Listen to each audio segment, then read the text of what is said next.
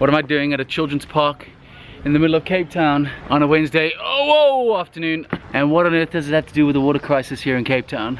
Well, absolutely nothing, to be honest. It just so happens to be in the location that is super awesome, and I'm kind of excited to go explore this place because so many people don't know about it. We are here at the, what is this park called again? Homestead Park. And it's just this massive historical kind of location, heritage site. There used to be a big old house up there that's gone. There's an old scout hall there. There's the old clock tower from like the 1817 something BC. There's a old grave site there. And that's really what people see when they come to this park. But what they don't see, there's a small little hidden gate on the side that opens up a world of amazingness.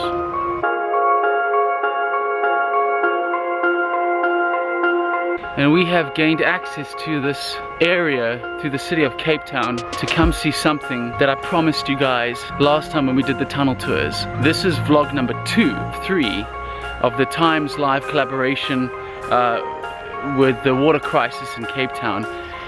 And I feel like I've found something that is just unbelievably mind-blowing. And this is what it looks like.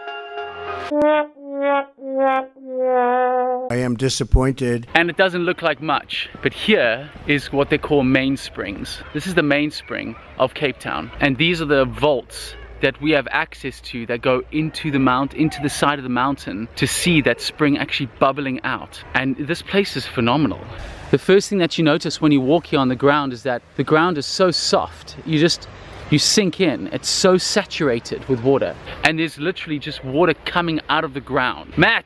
You guys know Matt, old familiar face. He's helping us out today because he knows pretty much everything there is to know about water and Cape Town history and all that type of stuff. How much is that per year? Ooh, I'm just fascinated by this amount of water that's coming out around me everywhere. Chisa. You can basically sink away. This area is the source of the main spring for Cape Town, and it's just saturated. As you can see, that's just water coming out over there. You can hear water pouring down through there, which we're going to go explore in a second. One of the main reasons why we're here is to come explore these vaults that not many people get to go inside. This vault here is actually a heritage site, and it dates back to 1863, you were saying, Matt? No, actually it dates back to 1686. Sorry, I got that wrong. 10 years after Jan van Riebeeck got here, yeah. They found this spring and they started tapping into it. I'm not saving this for last, I just want to go inside right now. Oh, let's go and have a look. But what we need is a torch.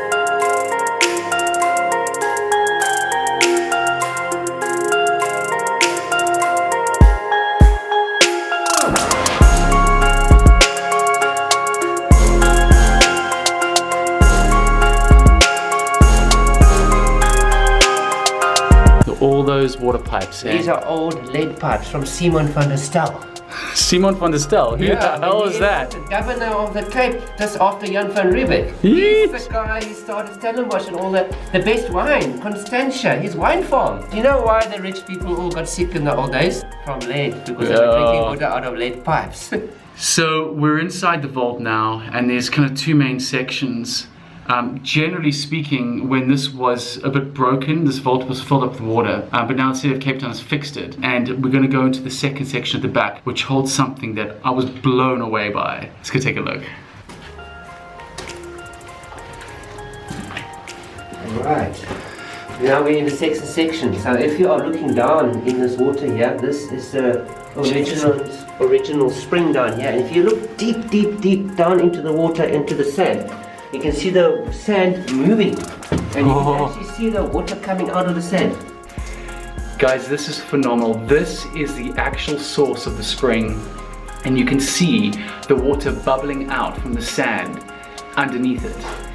And this is where a lot of the water comes from. The flow is about 28 liters per second. This whole area here is designed to kind of harness as much water as possible, I guess, but there's a lot of overflow that we're going to explore just now.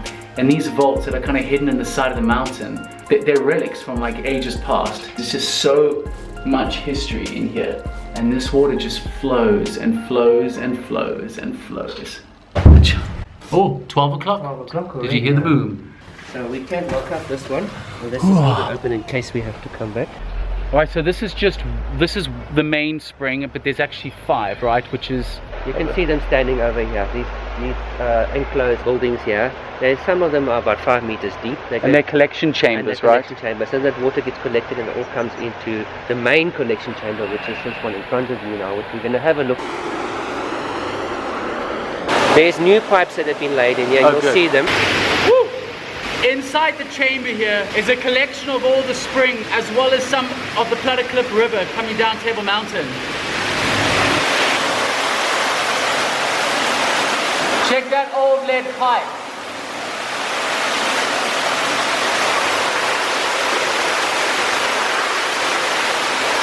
It's really good to see this facility still kind of kept up and maintained. And what exactly are they doing with the water here? Well, they're trying to collect most of the water that comes out of the ground and obviously use it to offset our drinking water. Basically use it for the company gardens, for the Greenpoint Stadium, for the Greenpoint Eco Park. I guess there's differing opinions on how much of this water is actually being used. The city will say one thing, then some other people say another thing, and just exactly how much water is being used and how much is being wasted is really what the debate is all about at the moment. Yeah. Look at this! Look at this!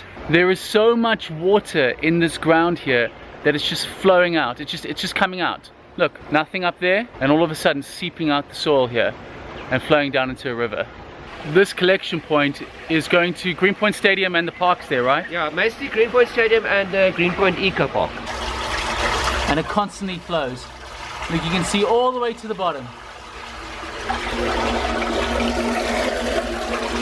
Vlog 2 of 3 in collaboration with Times Live is completed and done. And if you want to do tours, you can do it through Good Hope Tours and Matt. Please share this vlog, like my page, go to Times Live as well, it'll be there too. Peace out.